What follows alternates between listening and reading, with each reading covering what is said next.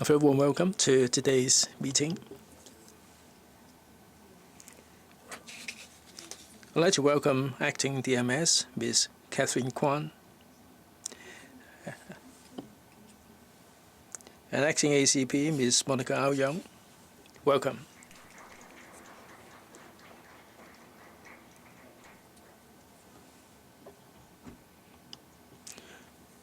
All of our members are here, except one member who has sent in his apologies, Dr. Ng.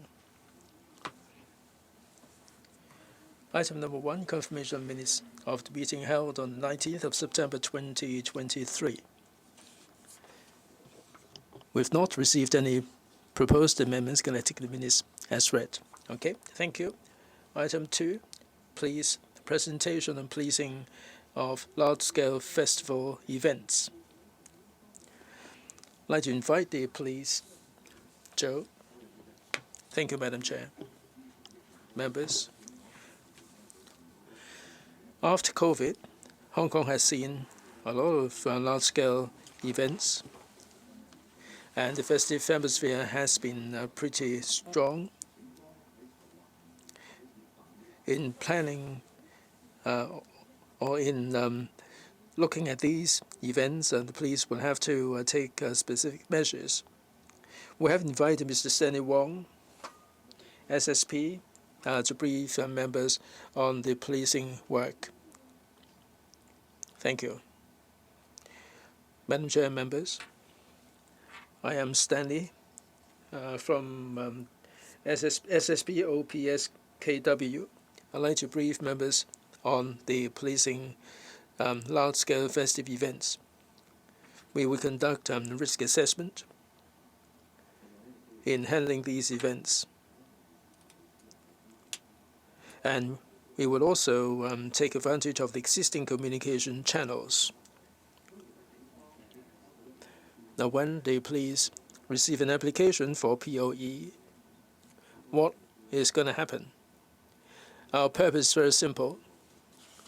We have to make sure that the event will take place smoothly, and we'll have to maintain public safety and public order. And there are measures to be put in place.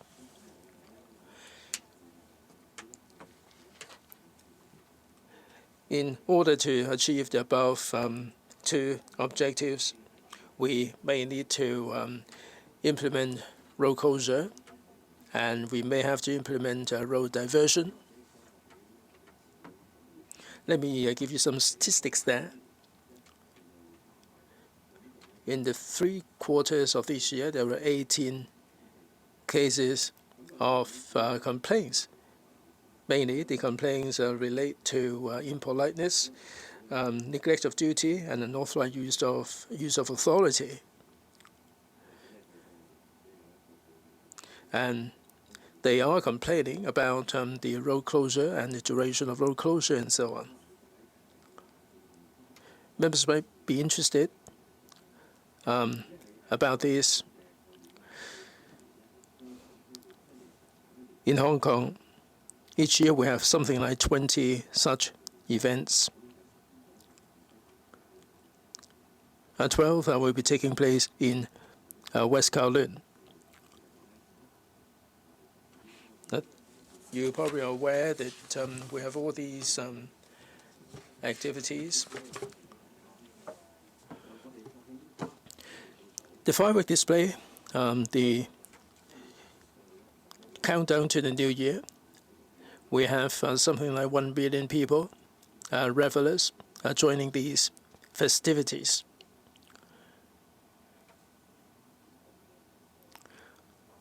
In the light of this, we have to implement several measures in the light of the cramped condition, because otherwise mishap is likely to happen.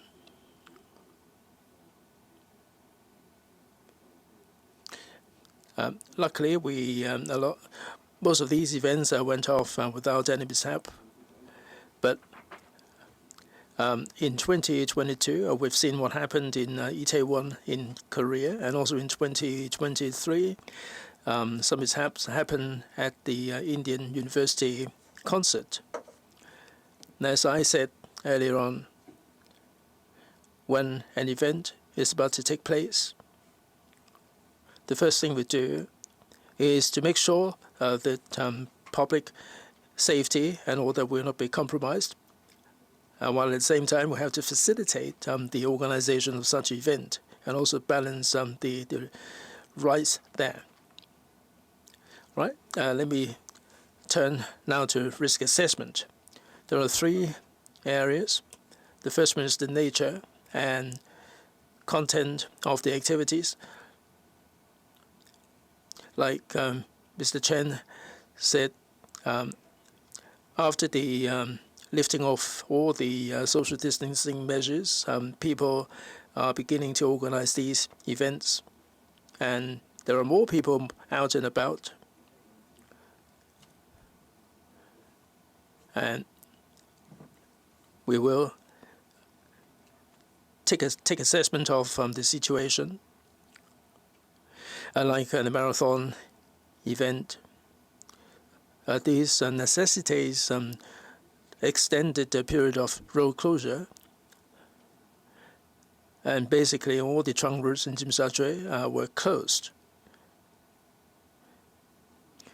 And for carnivals, people will be congregating at the site.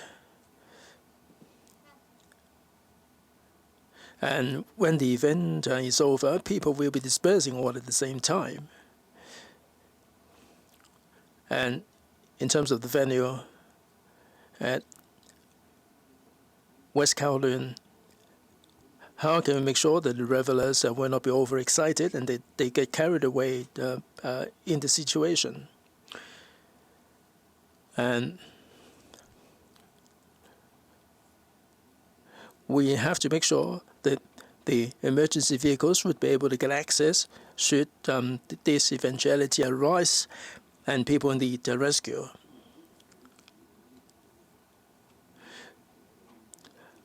We have to make sure that there would be enough space for the emergency vehicles to gain access to. As I said, there are 20 or so regular events that are taking place every year, and certainly people's lives might be affected in a certain way. Halloween, Christmas, and other events that are more revelers who are young people, and they're getting really excited.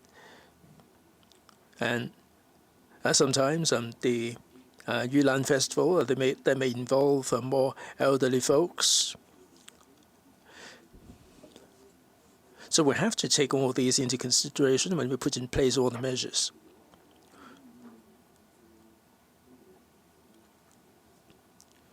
And there are people cheering the athletes up during some of the events, and they will be taking up some of the space. All right, after risk assessing the situation, we will be collaborating with the various organizations. We would take reference from what happened in the previous year, and we would involve the organizing party in the discussion, and we would also invite the transport department, the local traders and the affected people, and we would have a number of meetings together. Once we have the preliminary plan,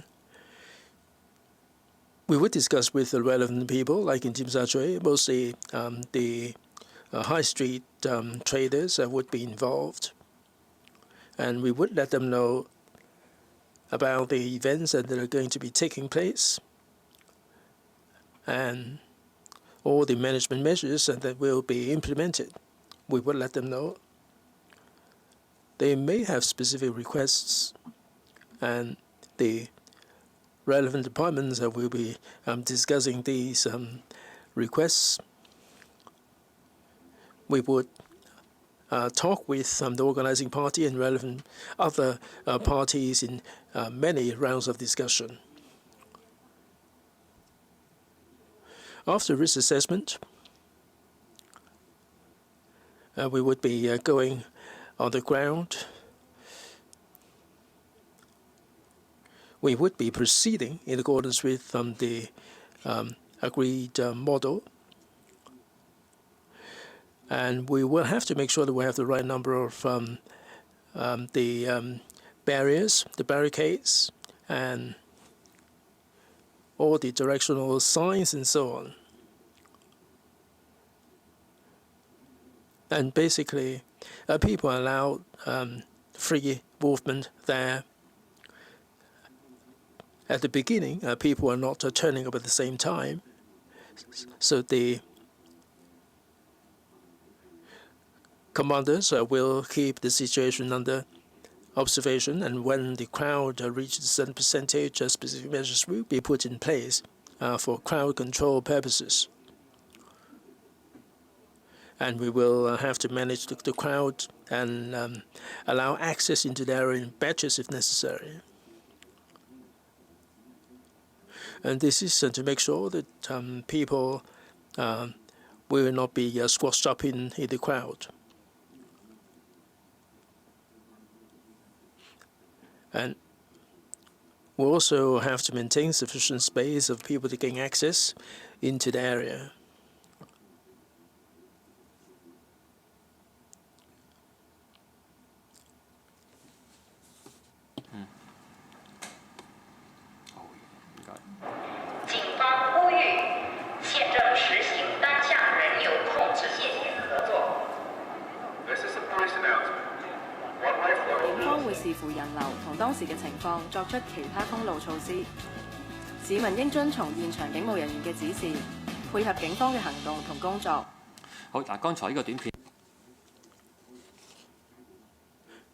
That was at the beginning of the management measure. People were allowed free movement. As the crowd builds up, we will have to take specific action. 对巡逻拉起橙色束带，呼吁民众向前行进，切勿在斜路停留。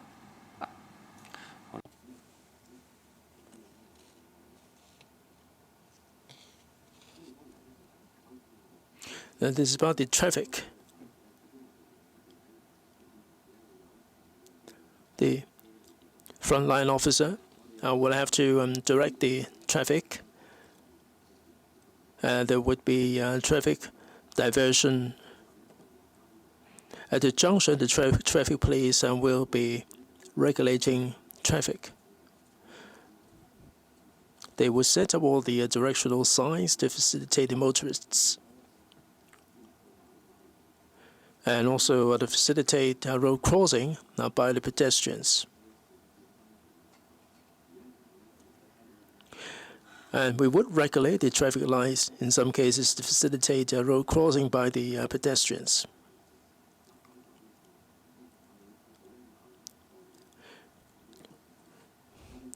We will not release the traffic until we make sure that nobody is crossing the road. And there was a clip here.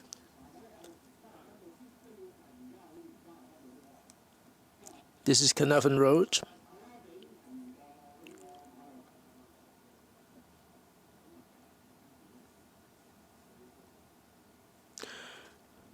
Let me share with you how we deal with the frontline situation.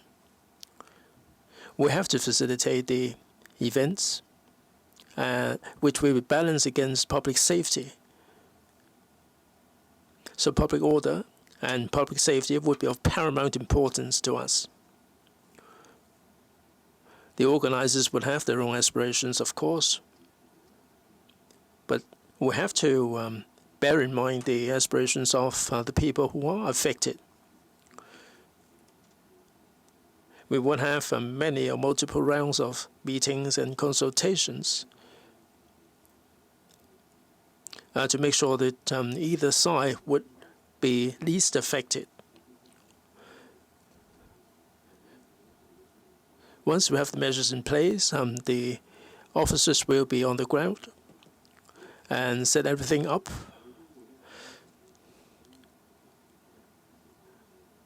we would have regarded the nature of the event, the crowd, the duration, the timing, and so on, and put in place the best facilitating measures.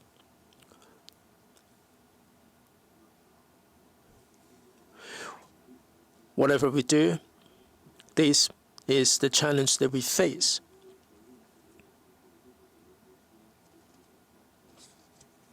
There are people who would express displeasure, and they would be resisting our measures. And this is in the direction of Salisbury Road. The commander is of the view that the crowd is building up on the waterfront, and the police will stop people going in. And we have closed this gate. And there were people who were climbing onto the other lane to gain access. Now, when the event is over, people will be walking down Salisbury Road to the MTR station. As you can see that along the Nathan Road, that there are three people from three directions who wants to get into back to the road, and then well, because of different reasons, so that in fact they actually tear off the cordon and then try to get in, and then well, we need to take action at that particular moment of time.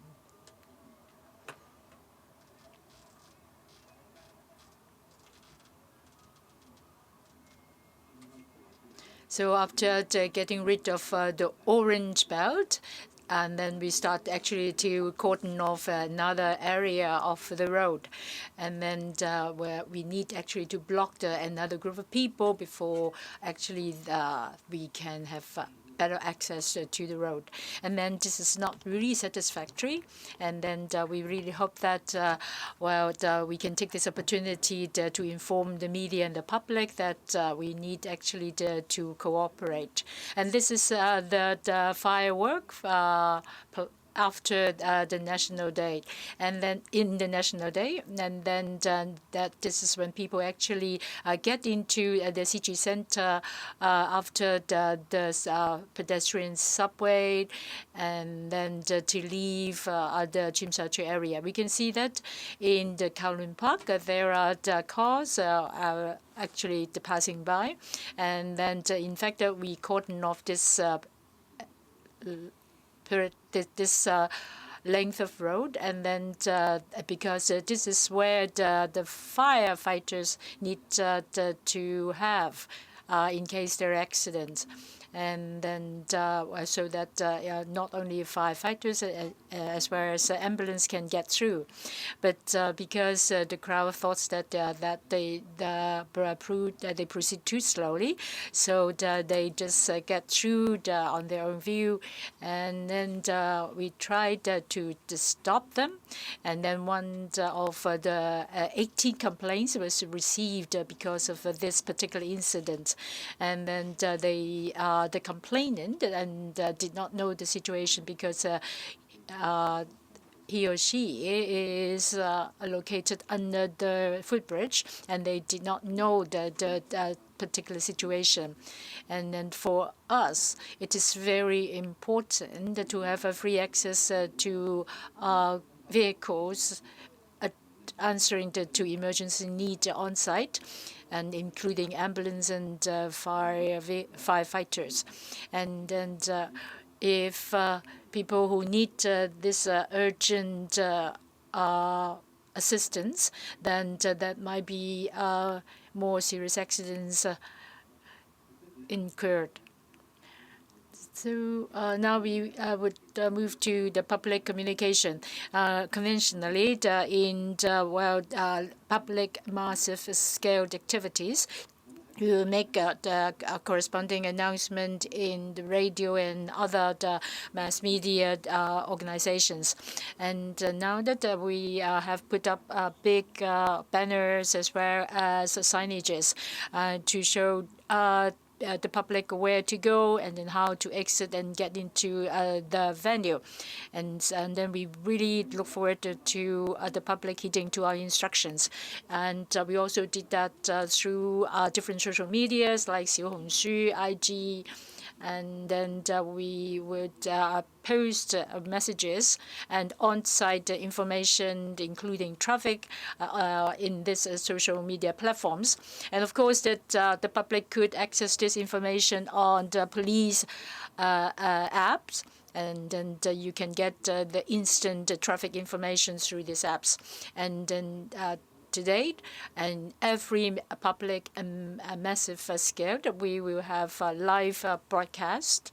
And this is one of those live broadcasts in Tsim Sha Tsui, reporting on the road closure and then also instructing the public where to go.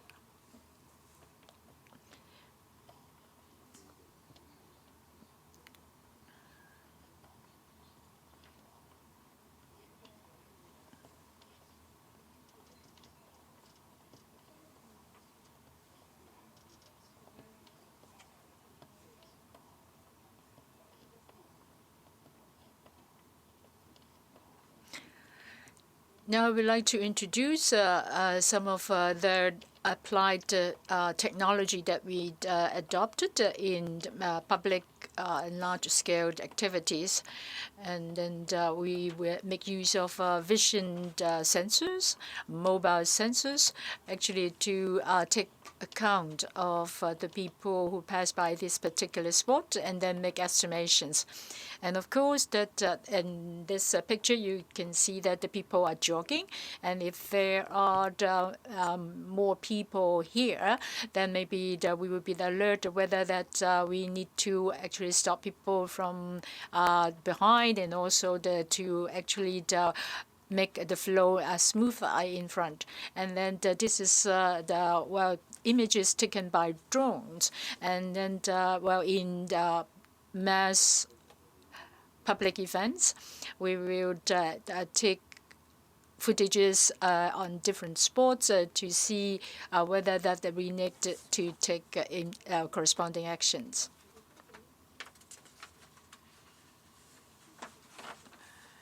Recently, in terms of applying technology, there was Kowloon Traffic Department during the National Day, the firework displayed. And then we have prepared a QR code, and this is the QR code that the public could use in case that they want to have more information on the traffic, like bus routes, etc. They can log in and then they can see all the services provided by the public transport, including the bus services. For instance, that even they can get information on the location of the bus stops. Well, we have more than like 20 of these public events during a year, and then we will review of this event and then and discuss with the corresponding organizations and also the authorities so that we can make improvements in future events and operations. We look forward that in every festive event we can enjoy, and then our sharing will stop here. Thank you. Thank you, Stanley. Any questions and comments? Mabel. Thank you, Chair. Thank you, Stanley, for your presentation. Just now you talked about the public event arrangements. I'm one of the public, a member of the public, and of course that I'm one of the participants in one of those festive events as pedestrians and participants. And sometimes I was in the road, and then and I of course also was in the incidents where the road was closed, etc. And I can see that you have made improvement, and then you have already made announcement informing the public when and where there will be a road closure. I think this is a very good arrangement. But personally, because I also am a driver, and while there are occasions that there might be temporary, block at a certain part of the road for the passage of some special vehicles or for the proceedings of some VIPs. So there are temporary closure of certain length of the road. And then I personally experienced this, have this experience that is at the traffic crossing. There's a traffic police signaling that I should stop. But according to my memory, that in fact that the vehicles at the back proceed without the stopping, and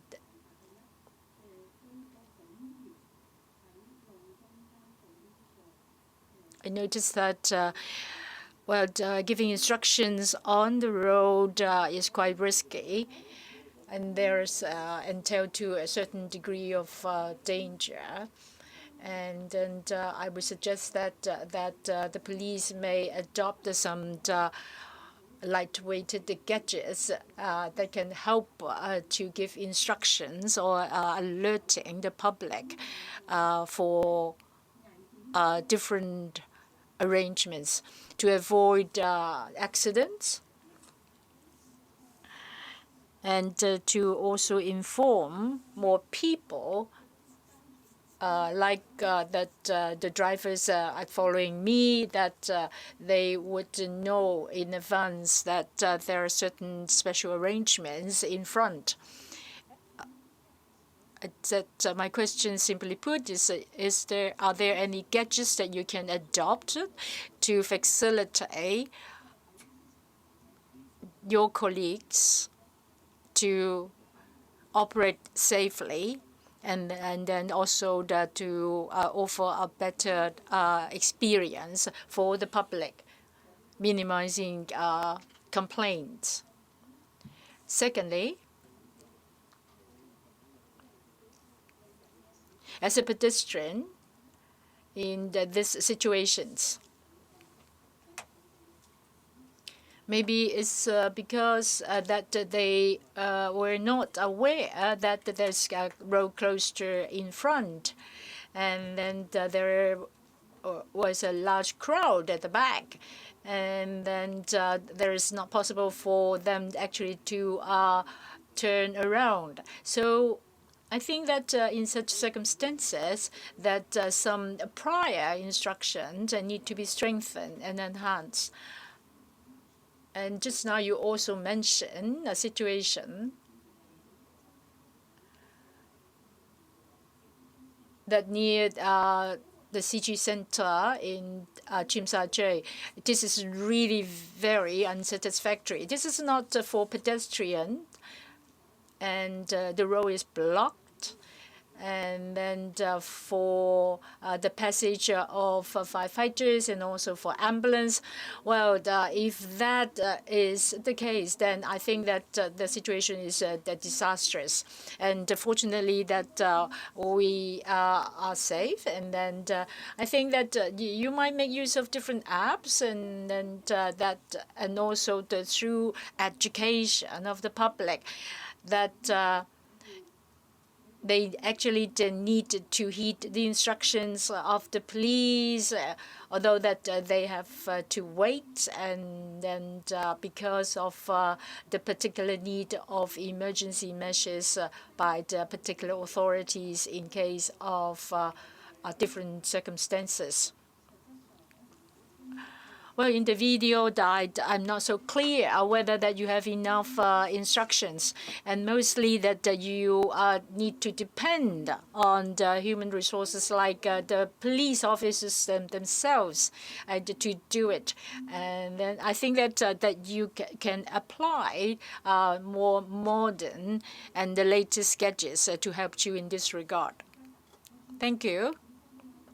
So any colleagues from the police force would like to answer? Stanley, thank you. Thank you for your question. Yeah, appreciate. And then about the vehicles, as far as I understand, that for VIPs and if we need actually to temporarily block a certain length of the road, then we will have actually the people that actually patrolling at certain particular positions first. And then about the gadgets, I would actually take it back to our department and then discuss it further. About the pedestrians in the Tsim Sha Tsui outside Sichu. And then, we have a fire station there, and there are the 4 red lights because when they actually need to take action, the red light will flash. And then you ask why we don't actually block it off and then stop people from getting through. And because this is an emergency exit, that in fact that they should not get through over there. And in fact, that we have gotten off the pedestrian road with that road, and with orange belts. But people just step over those belts and then across that passage. There is a large crowd, as you see in the video. And it's just because the herd psychology that when one sees that they do it, other people do it, that they will follow suit.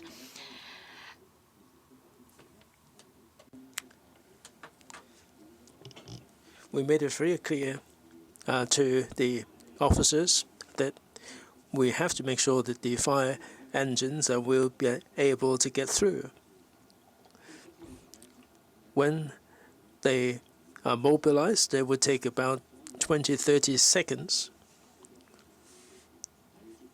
So we are confident that this would be okay.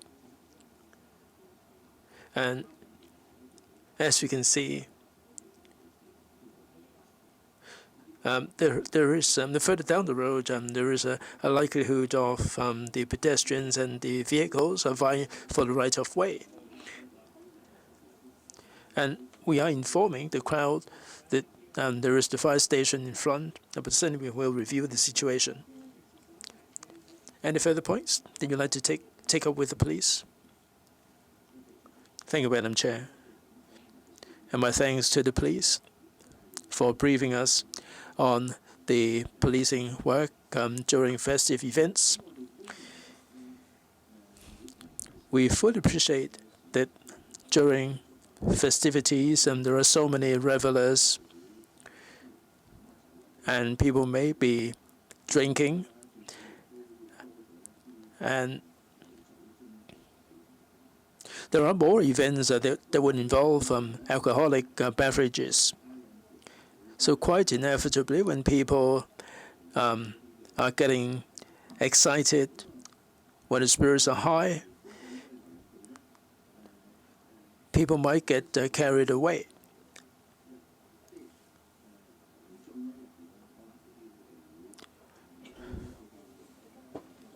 And in the crowd, there may be some who may be a little bit inebriated, and they may be shouting at the top of their lungs, and it is likely to cause accidents. And you mentioned the crowd control earlier on,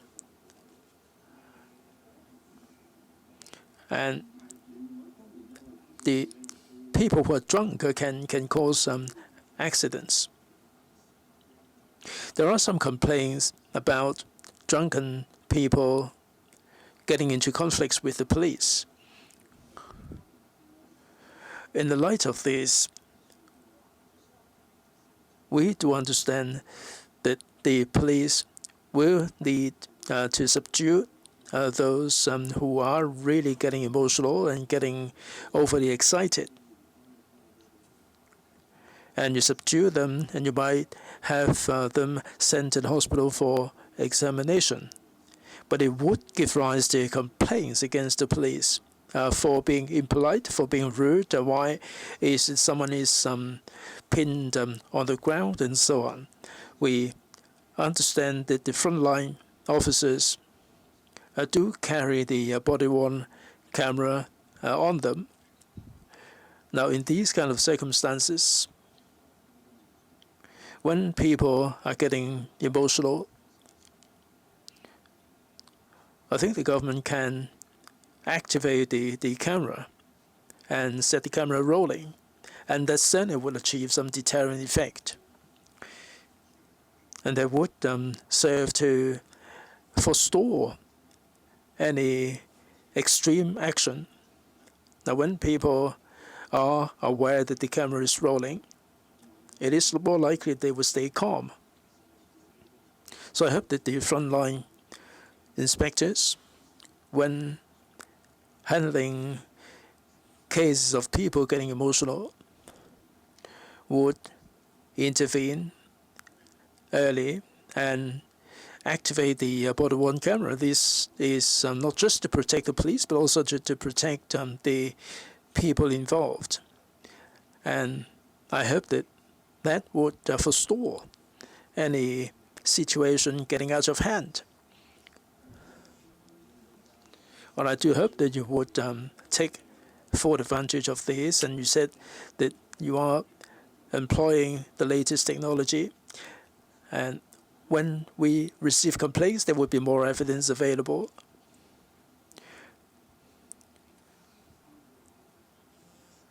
And if there is criminality, these kind of footages will also serve as evidence in court. I do encourage the police to take this kind of action. Thanks very much. Daniel, please. Care to respond? Thanks very much, Daniel, for the comments. This is certainly true. The police do have the body-worn camera, and they do have the guidelines. Now, Daniel mentioned the drunkenness, and sometimes they would disturb the public peace. In the confrontations, we need to gather evidence. We need to prevent criminal activities from happening. We do need to have these kind of body-worn cameras. And I think we have to remind the frontline officers that they should use the camera in suitable situations. Yes, because this would be good for both parties. There may be some people who are really causing trouble for the hell of it, and this kind of camera would certainly serve a deterrent effect, and that would certainly make things clearer. Of course, it all depends on the situation. Now, we are trying to be inclusive. As Stanley said, we would normally give advice. If confrontation does arise, we have to protect the interests of both parties and use the camera. Randy. Thank you, Madam Chair. Thanks very much, Mr. Stanley Wong. Each year we have all these regular events. The police have done a brilliant job there. And we can see that the police are very efficient in the crowd control measures. During COVID, we've seen some gathering of crowd. There was some Lantern Festival, and there was a big crowd there, and the police there did manage the situation very well. Like we said, we have to strike a balance between the revelers and also the members of the public and the traders. Now we can have tens of thousands of people there, and I mean it can cause danger, in particular if there are elderly people involved. Now for these crowd a surge of crowd on the spur of the moment. Do the police have any regular training that the briefing time would be very short? Would the consistent message be disseminated? That the frontline officers are human beings themselves. The members of the public might be getting emotional. They may be challenging the police, and they may be having emotional outbursts that would be causing a negative reaction. And I'd like to hear more about this from the police, about the preparation. Stanley, please. Thank you very much for the question. Thank you for your recognition of our action. When a festive event comes up, we would have a couple of months to make preparation. But when things are happening all of a sudden, we do have the rapid response team to react to the situation. If there is an unusual gathering of crowd, we would deploy the necessary manpower. Now, to address your question, what happens if there is confrontation? We do have the commander on the ground to ascertain the situation, to risk assess the situation, and we would involve all the inspectors and superintendents. We have the rapid response team, but there are also other officers who are acting as the backup. So if confrontation were to take place, the police would not experience any difficulty tackling the situation.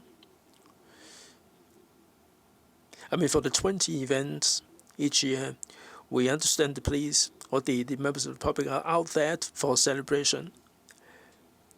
And we would make a full preparation beforehand. And we would be fully prepared before the event. Last question. Clement. Thank you, Madam Chair. Thanks very much, Stanley, for the briefing on the policing during festive events. My question is very simple. Other than the large-scale festive events, we also have large-scale activities for which application will have to be made. In your briefing, you told us that the objective is to strike a balance between public safety and facilitating the organization of the events and also the right of the relevant people.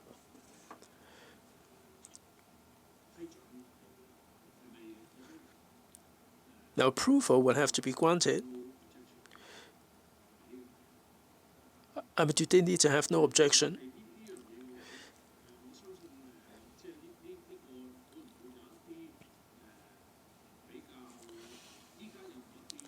Do you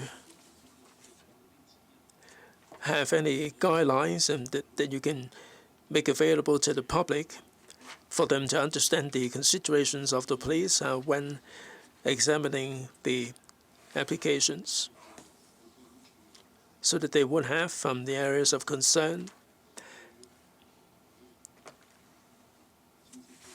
and they would be in the picture of what the police are considering? Right, who's going to take the question? Stanley, if I may, Madam Chair. Thanks very much, Mr. Chan.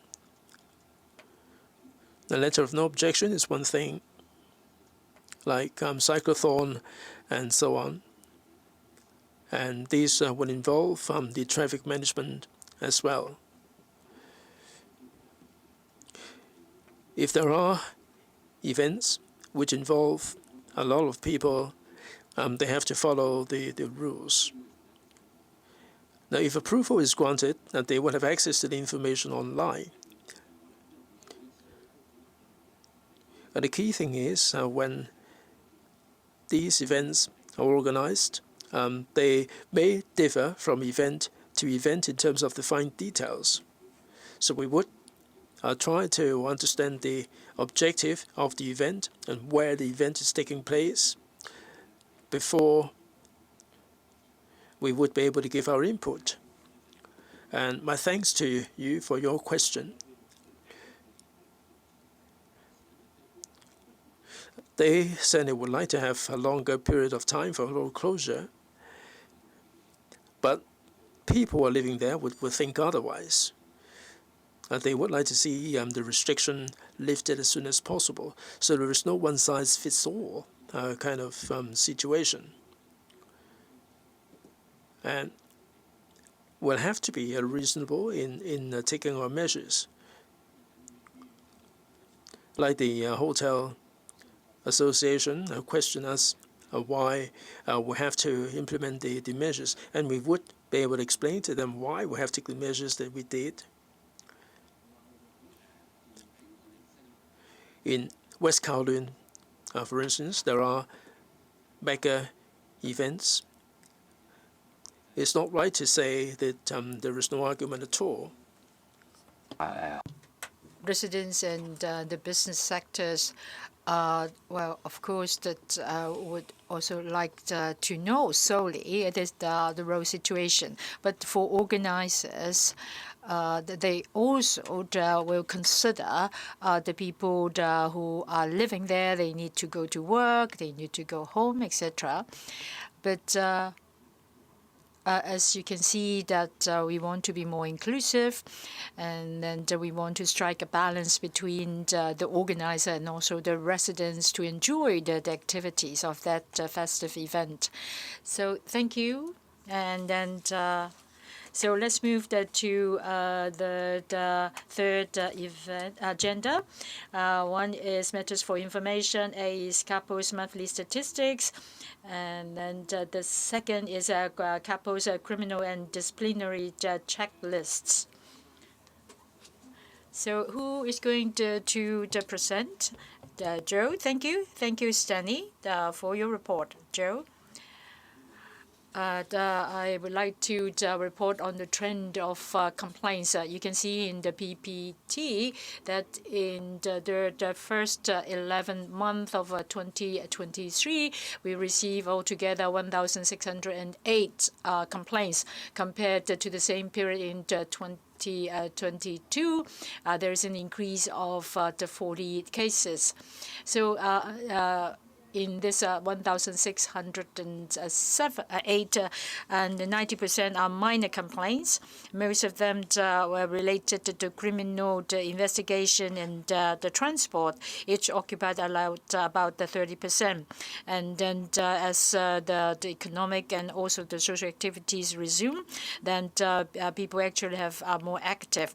In the first 11 months, we have issued the tickets like 2 million and receive complaints and reports. And then there are the very small number of complaints among this 1.5 million reports. And then among the reportable complaints, most of them are minor complaints, and then they are presented in the green and the blue. And then in green is the negligence of duty.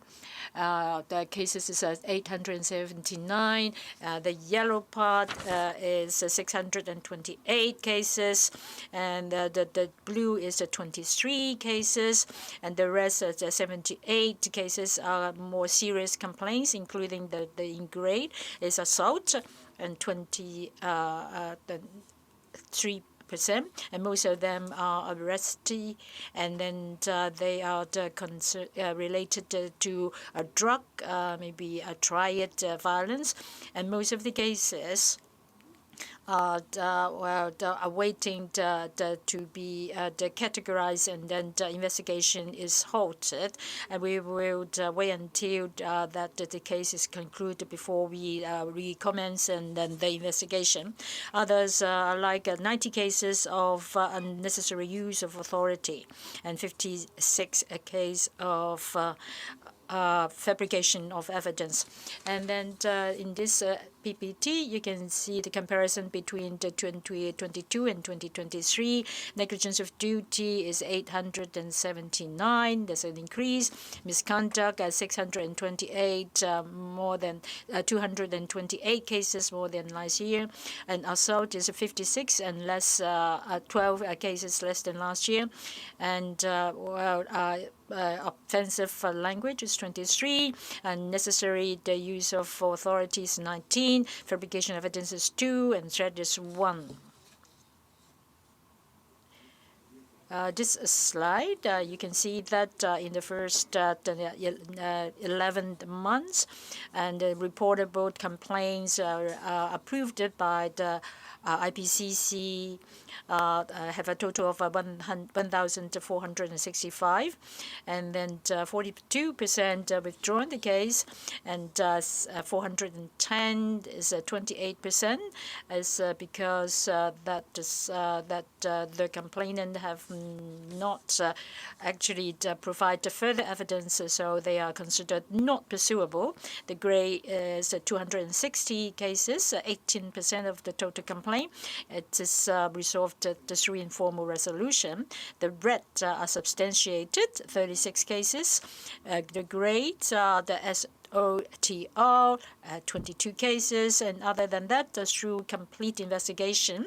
The blue part is 53 cases are no fault, and the purple one, 51 cases, and about 3% are unsubstantiated. The orange part is 13 cases, and then we find that they are false. So this my report. Thank you, Joe. Any questions or comments from members? This is matters for information, so there should not be any controversy. So, Joe, could you continue with the criminal and disciplinary checklist? And then well, it is already presented in the appendix, so I have no further information and comments. So about the CAPO's criminal and disciplinary checklist, any questions and comments? If none, then we can move on to item 4, any other business. There is no NAOB. So this ends our open session. The next meeting will be held on the 19th of March, 2024. And then I hope all of you have the Merry Christmas and Happy New Year, and see you all in March next year. Thank you.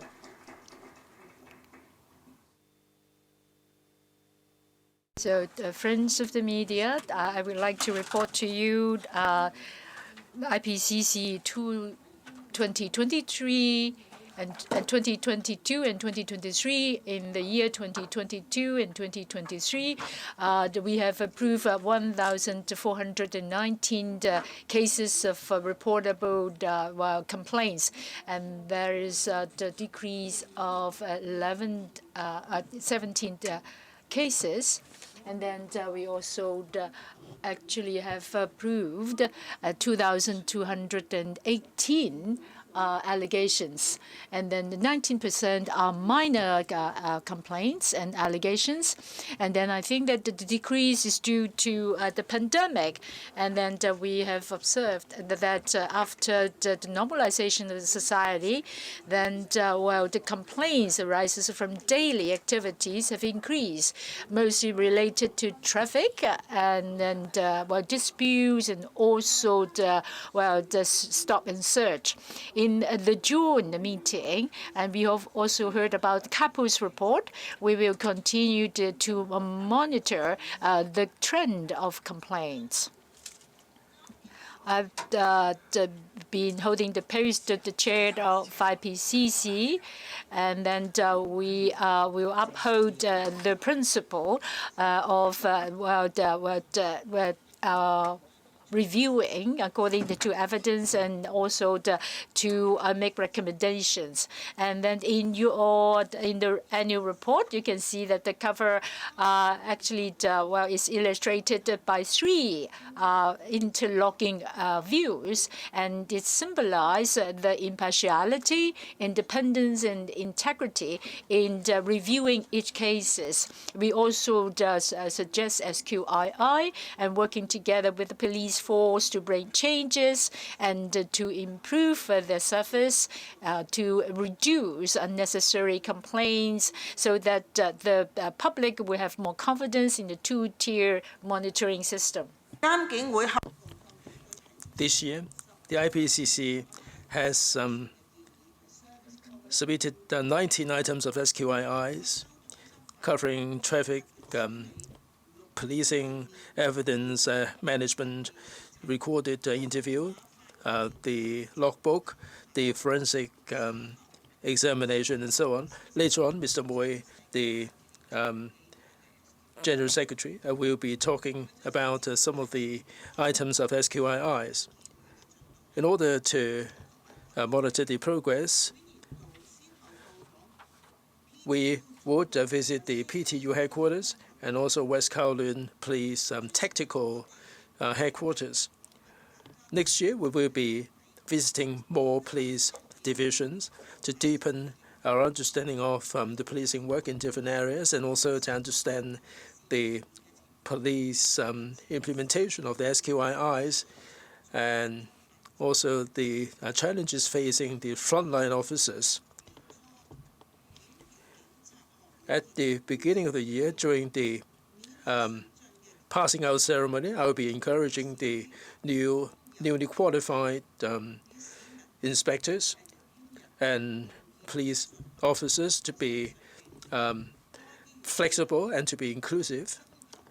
And I'm sure that with more or better communication, and if they act in accordance with fairness and reasonableness, I'm sure that the members of the public would have greater confidence in the police work and also the 2-tier complaint mechanism. Other than the police and the IPCC, the members of the public are also the stakeholders. Over the past year, the Secretariat took part in the Fight Crime Carnivals and got in touch with the public at large to explain the rights and responsibilities on the part of the members of the public. I'm glad to see that all this civic education is beginning to produce tangible results. In some cases, we failed to get the cooperation of the complainants, and the number of such cases being non-pursuable is coming down.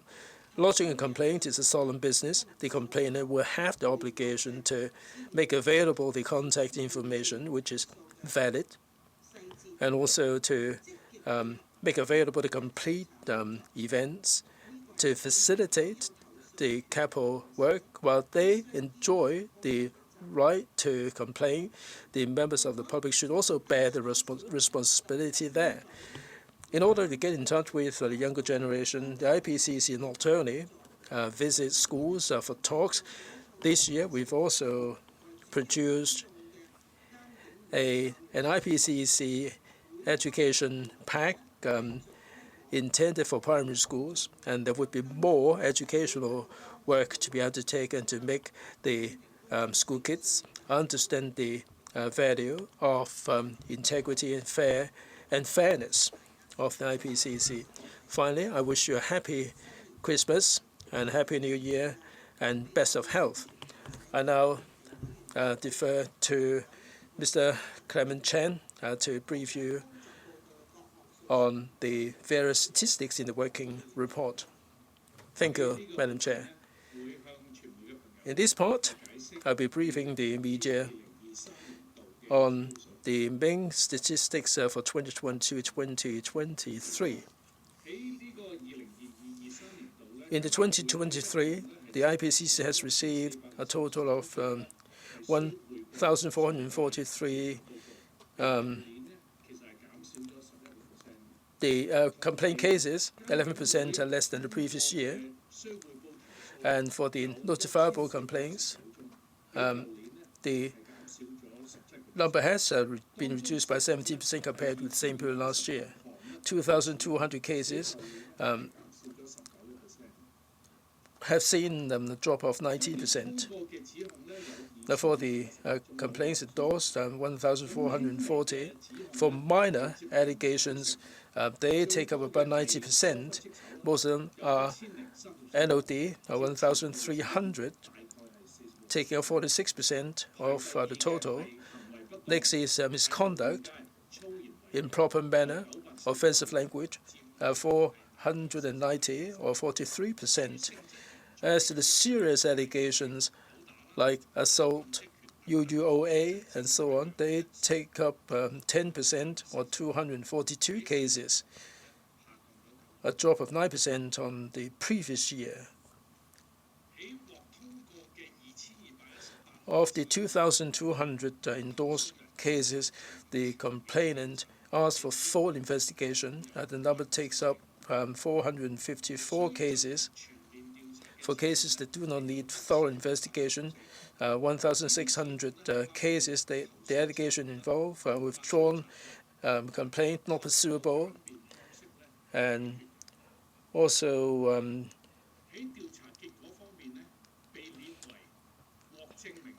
for substantiated cases, there were 52 cases. SOTR substantiated other than reported, 54, and not substantiated 3. In other words, to a certain extent, the substantiated cases, the number stands at 100. Out of the 500 cases of investigated, about 18% of the total. I mentioned the 100 cases, and they are substantiated cases. There are 98 cases of minor nature, like NOD and misconduct. For serious cases, there are only 2 to do with UUOA, and unnecessary use of authority. There are 43 cases that are categorized as false. For withdrawn and non-pursuable cases, there are 665 and 610 respectively. For the non-pursuable cases, they take up, most of the reasons are, like Madam Chair said, the complainant lost contact after lodging the complaint. They didn't cooperate with CAPO, and they take up 95% of these. There are some who cannot confirm the identity of the police complainant.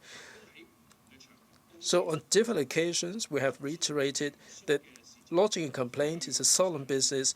We urge the complainant to cooperate with CAPO. For the non-pursuable cases, we have seen a noticeable drop.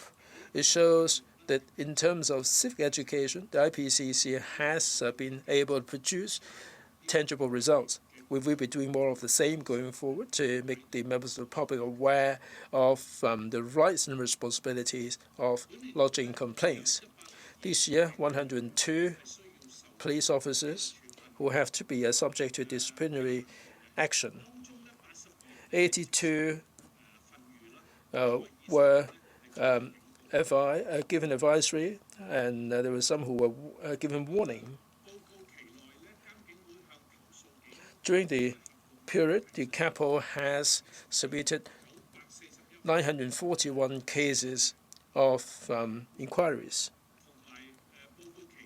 And during the period, 116 allegations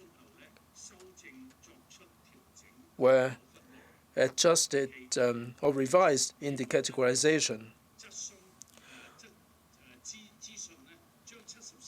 73 allegations were revised to be recategorized, like substantiated, not fully substantiated, no fault, and false. And during this report period, the members and observers have completed altogether 1,915 observations with an attendance rate of 98%. Once again, I'd like to thank all the observers for making sure that all the investigations are conducted in a fair and just manner. Last year, IPCC have suggested 19 SQII as suggested by Madam Chair. SQII in the recent years, it is a focus of our education, and through different channels, we wanted to let the public to know how to help the police force to improve their service and to reduce the number of complaints. And in this regard, we will enhance our publicity and also education. And in this period, we have participated in 30 outreaching activities and in contact with 10,000 students and teachers, etc. And in addition to that, we have also produced comics and also animation. And then Daniel will go further in the area of SQII after this clip.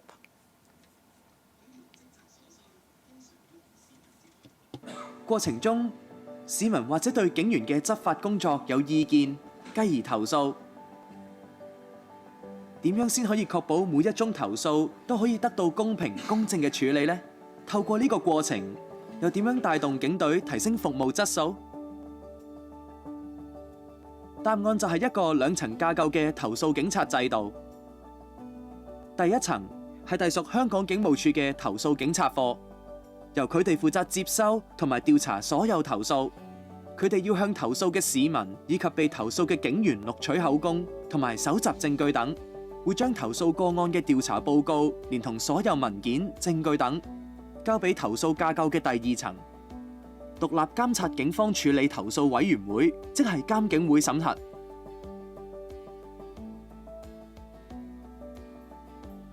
監警會審核個案只有一個原則，就係以事實為基礎，以證據為依歸，喺陽光下運作。經過委員會充分討論，完全同意個案處理得當後，先至會通過調查結果。如認為投訴警察課嘅調查報告有需要補充或澄清，監警會可以要求投訴警察課提供更多資料，甚至進一步調查。監警會另一項重要嘅工作就係向警隊提出服務質素改善建議。監警會喺處理投訴時，會先理解事件嘅經過同考慮所有證據，然後對調查結果作出決定，達到治標嘅效果。假若喺審核過程中見到警隊有可以改善嘅地方，監警會亦會提出建議，從而減少日後不必要嘅投訴，達到治本嘅成效。隨住改善建議年年攀升，投訴數字亦逐步下降。由2009年成立至今，監警會提出超過200項建議，協助警隊提升服務質素，減少不必要嘅投訴，鞏固公眾對投訴制度同警隊嘅信心。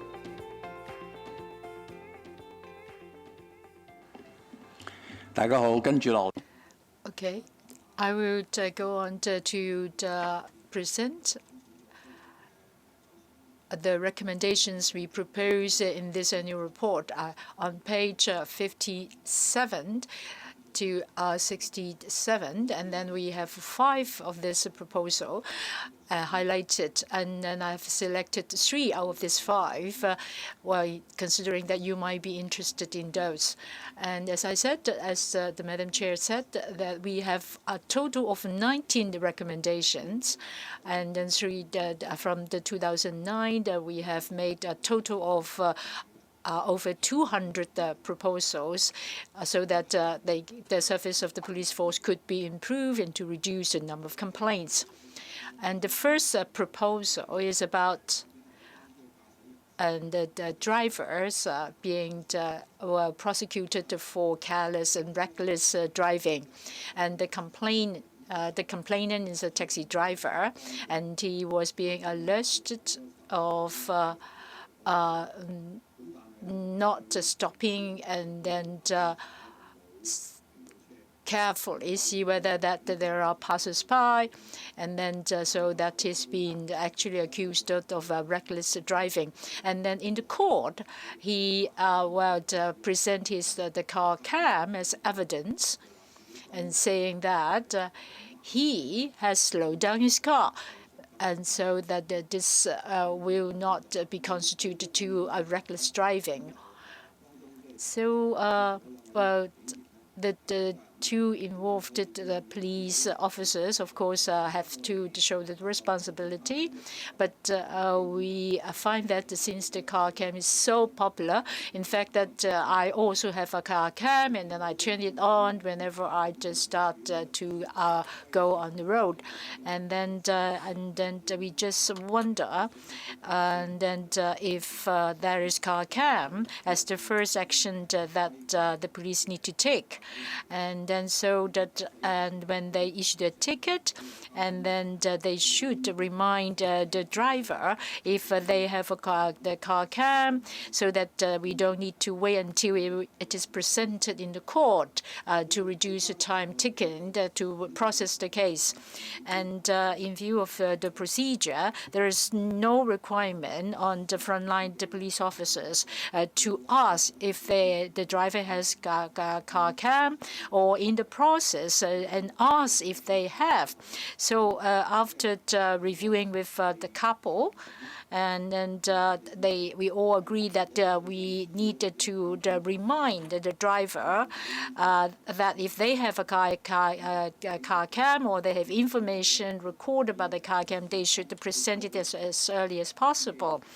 And because if we prosecute this driver, there's a notice of prosecution, and then in that document, and that we should also remind the driver they should present that as evidence. And IPCC also want to alert the frontline traffic colleagues to ask the drivers if they have car cam, and then if they have, then they should present it as early as possible. And then the drivers, if they have car cam, and then they should actually record it in their notebook to reduce or to clarify the situation, and in particular when there is the traffic accident or ticketing actual actions. And then this will help the police as well as the public to be clearer about the facts and happenings. The second SQII is about digital security or cyber security, and cyber crime. And this is to improve the efficiency and effectiveness, and to identify and to verify their digital devices. And the third case is the complainant, and was suspected of actually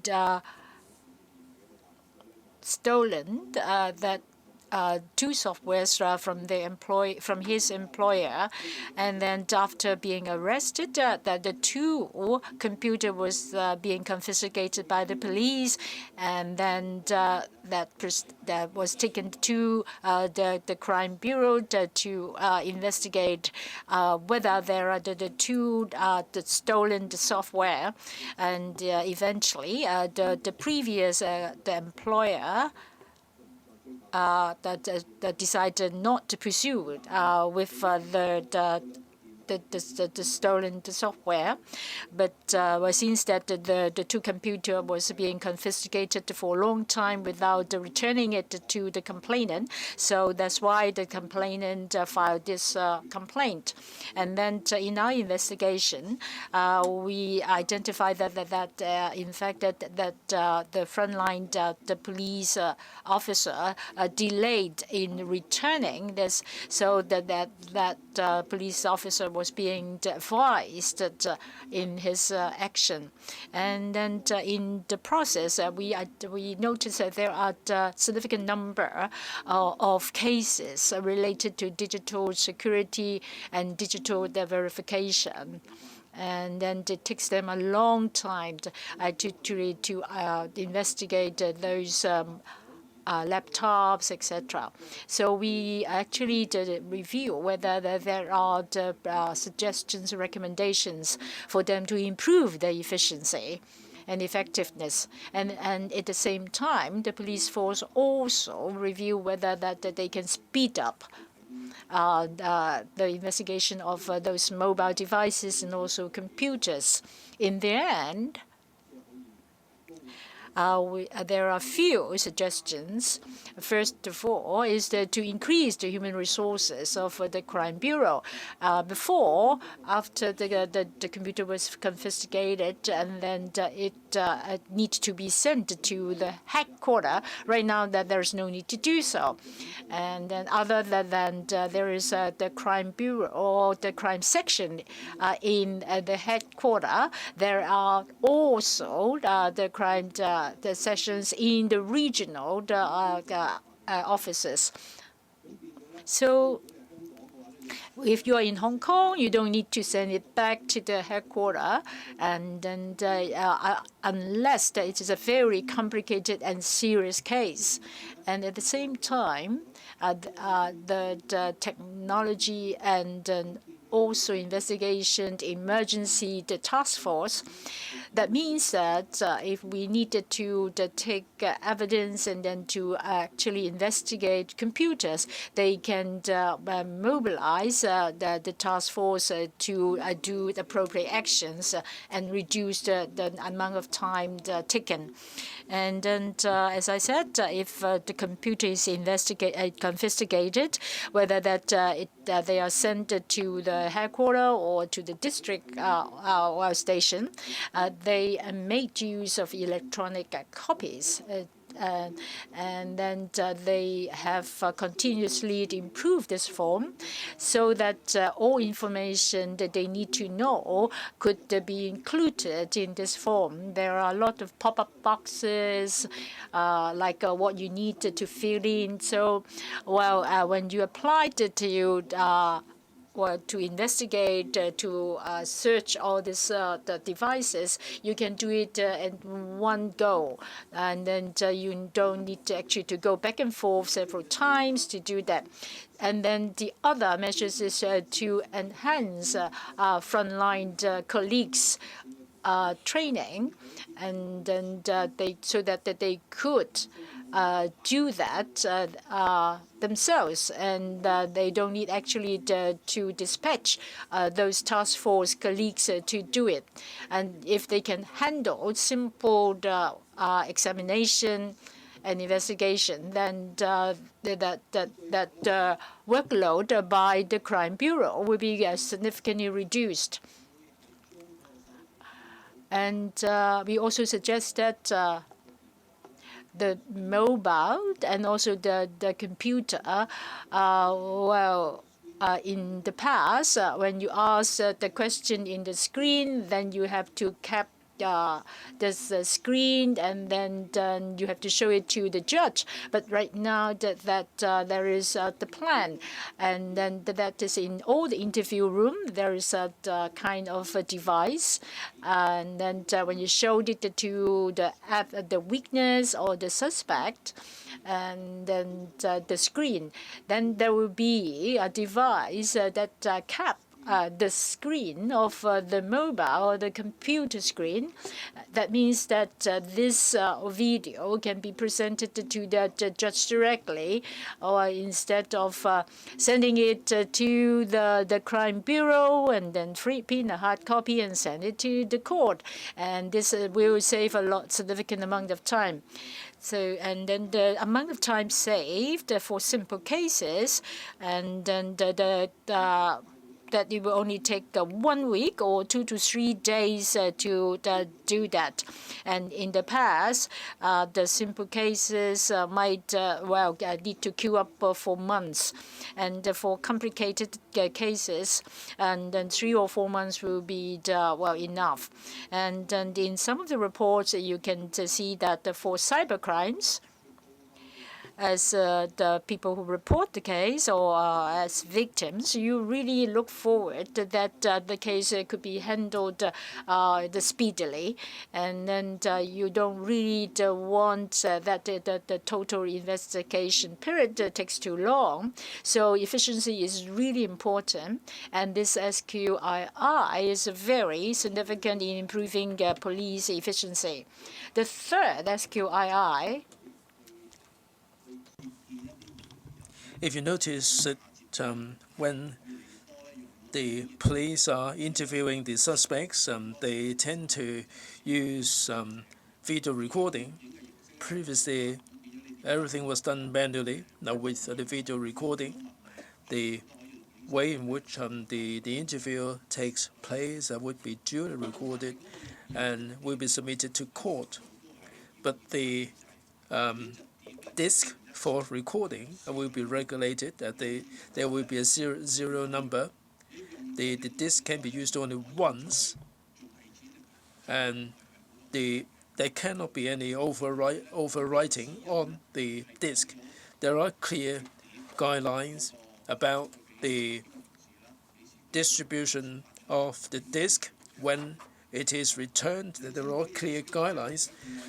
Now there is a case in which the complainant has been arrested for theft, and the case was taken to court. One of the allegations is that the police officer and the sergeant who interviewed him led him to admit the crime, and he did plead guilty for theft in court.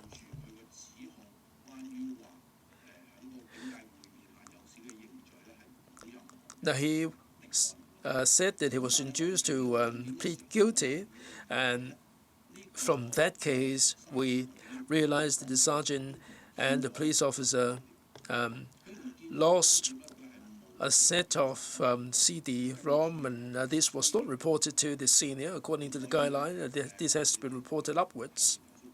So the CAPO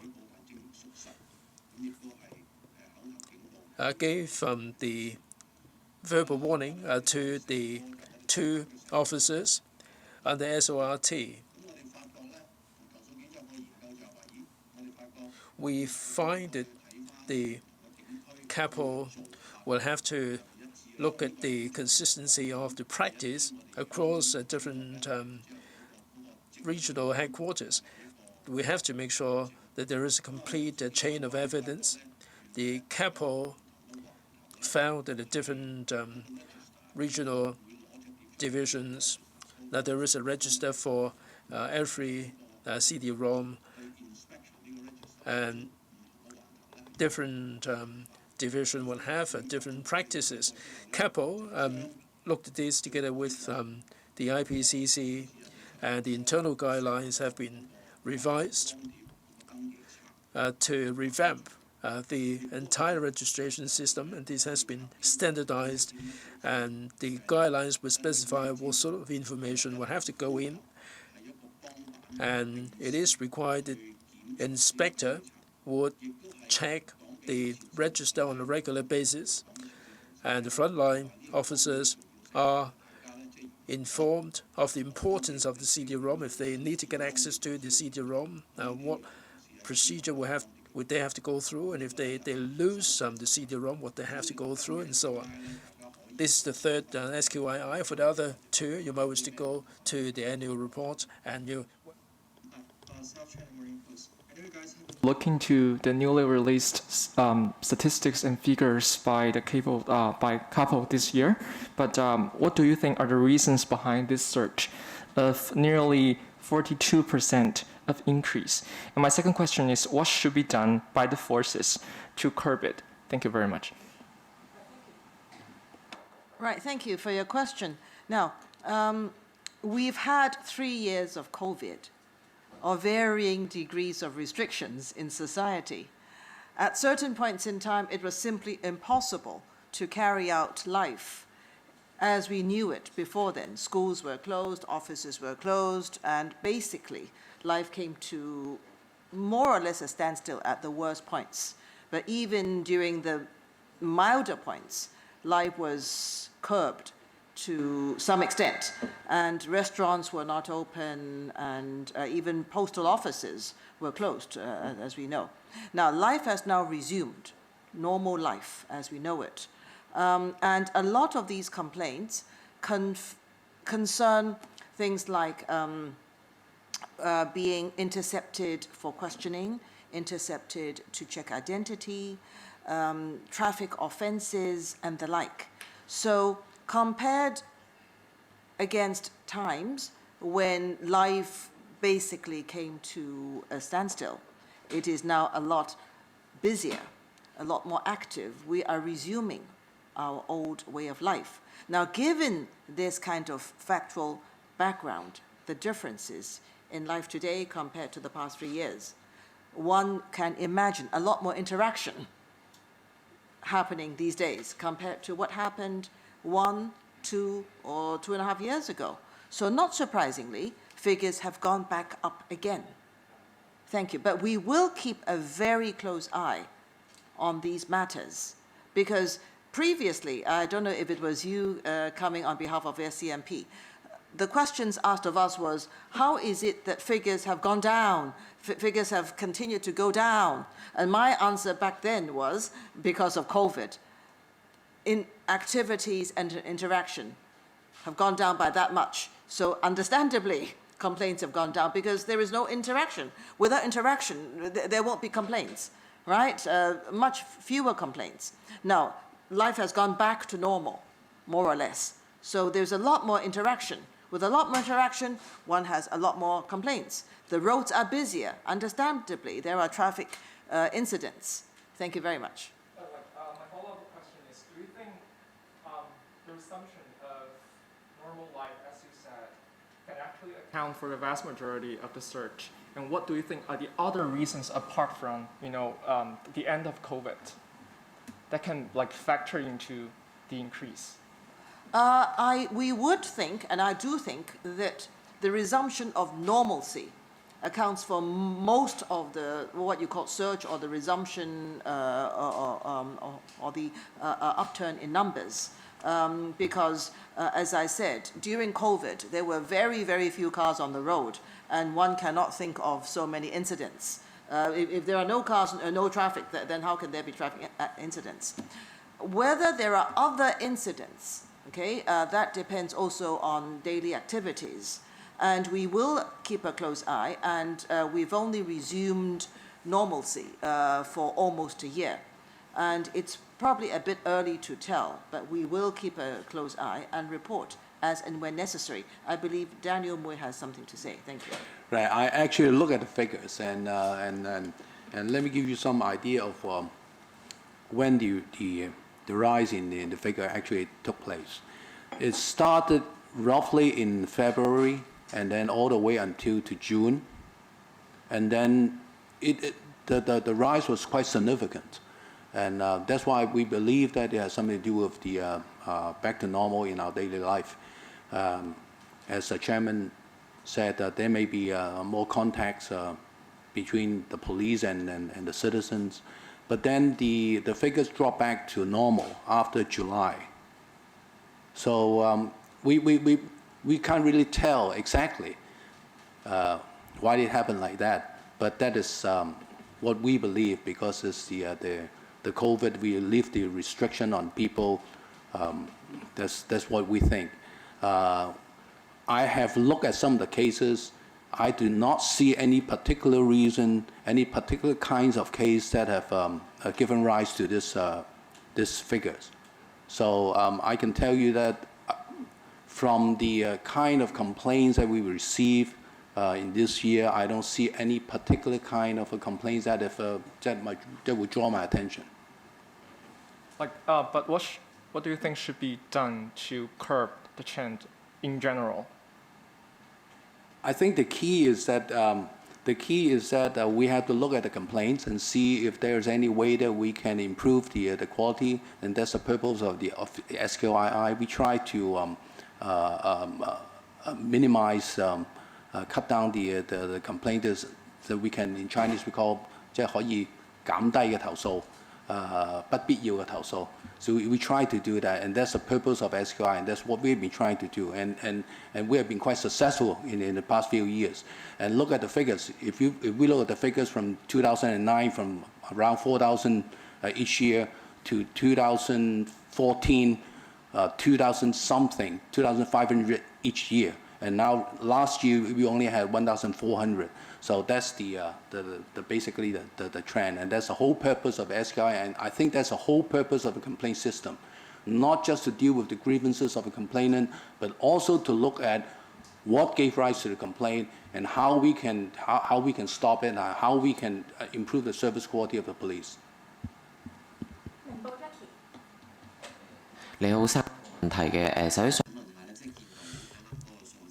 Well, the statistics show that for the first 11 months, the number of complaints has increased by 40%, and mainly they have to do with misconduct and unauthorized use of authority. Is it a desirable situation? What are the reasons behind that, and what sort of events or activities that attract so many complaints? And also regarding this report, in 2020 to 23, we've seen a drop, and also disciplinary action. Mainly, they were the warning and advisories. Now, to the members of the public, there are many complaints, but it doesn't seem to be playing a very effective role of monitoring. How would an IPCC respond to that? And when you met the police for the first 3 quarters this year, there have been 18 cases of complaints about the large mega events. So other than the carnivals and competition for POE events, will there be any relaxation of the criteria in order to curb an increase in the number of complaints? I will try to answer the last one first, and then I think that some of them actually duplicate. When the police, or how to actually manage public mass events, I think that it is at the discretion of the police force. Of course, they will consider in case of the rule of the order and the rule of law, etc. And then for festive events, and then of course the police will try to make everyone happy, but at the same time to protect them so that they could be safe. And then there are road closures, and then the police need actually to balance the needs of different stakeholders. As you have said, the 2 questions is about the numbers of complaints and allegations, and then I think that we have already answered the SCMP question. It's because the resumption of normalcy, and then after the 3 years of pandemic, and then we finally resumed the normal daily living, and then they ask about the continuous decrease of numbers. It's because, and then that because of the pandemic, that we have less activities, and then the school closes, and then even the post office close and stop the services. And then, of course, that is comparatively less activity from the past. And then, well, because of this, less interaction and less traffic, less congestion. So the interception and also stop and search are less.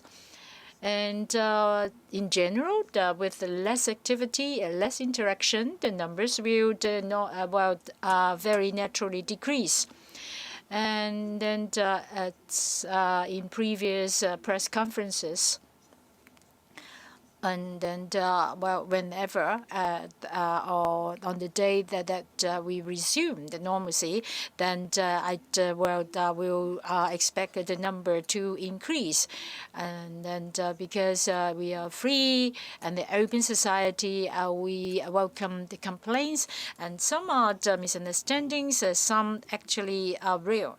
And then, well, in Hong Kong, mostly are minor complaints. And there are misunderstandings, some are emotional, and because we are in a very busy state, and then we have also very serious complaints other than the two-tier system actually to handle all these complaints. With the first layer handled by the CAPO and then IPCC monitoring the whole process. We also suggest SQII so that they can improve the service. And then you can see that the digital world, and then well, every car, and I think that virtually every car has their car cam. And then right now that the police also have their camcorder. So, and then each one of us have our camera as with the mobile. So that we have all kinds of actually different disputes, and then before, as there is no evidence as we have today, so that there might be a less well the substandard cases. But today we have all these different devices, and then with the increased activity, then well we are bound to have more conflicts, and then but with the in the same time the better evidence. And then that you can see that the reporters are holding the different kinds of mobiles, and then you that will constantly update your devices, and then so that well with the police that they can also update their service to reduce the number of complaints or unnecessary complaints. But for really substantiated complaints, we really needed to take it seriously.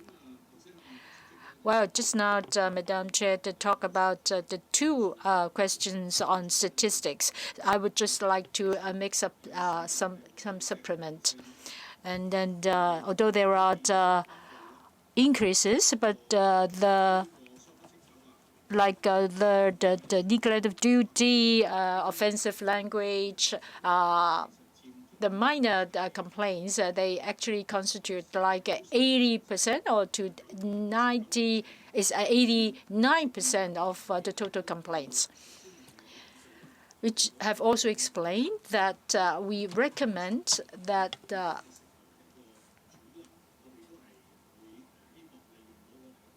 the making use of our position that the police will leverage on our suggestions to reduce the number of complaints. As what our media friends suggested, do you find it satisfactory? Of course. As long as there are complaints, it is not satisfactory. But, well, we can only improve. We cannot actually attain perfection. And then, well, in regard to how to handle this complaint, and in the interaction of CAPO, knowing the situation, we have proposed SQIIs, and you have already heard, and then through the PPT, that the SQII numbers and the complaint numbers has a kind of correlation. we can see there's a positive message that, well, as we increase SQII, the number of complaints will reduce, will decrease. So this will be a reference for your information. Okay. My question is for the first 11 months, and the increase are all related to the normalization of the society. So do you have other well comparison? And then the other is about the traffic operation. Do you have concrete numbers of the complaint, and then what are the allegations and complaints? And if you have all these numbers, do you have actually the numbers related to the election? And my colleagues will report on the number well, related to the most recent events like the election. I suspect that we don't have those number of complaints yet. It will take some time before we have a clear picture of the complaints related to election. In the past 5 years, it's quite constant, like the lowest 1,300 and the highest 1,700. And then you can see that the CAPO's projection that this year is 1,600. And I just mentioned also that we think that it's related to the pandemic, because the increase all concentrated on the first quarter of this year. And when we move to the mid-year, then actually it become more constant. I look at each one of these cases, and I have not noticed that or there's any indication on particular complaints. And I have not that kind of observation. Or if you ask if there's the particular complaints is higher than pre-COVID. Well, in the past 5 years, the average is 1,700, and then for 1 month, there might be as high as 1,800 or 1,800, and then well, during COVID, and now is resuming normalcy, then. If we just look at it for 1 year, I think it's too short a time, and we well think that we need to look at the longer time, the range. And the Madam Chair also said that most of the complaints are of minor nature.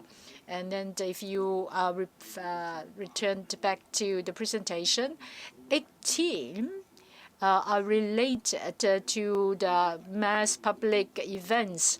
And then like a firework display, and then there are so many people involved, and then so many the police involved.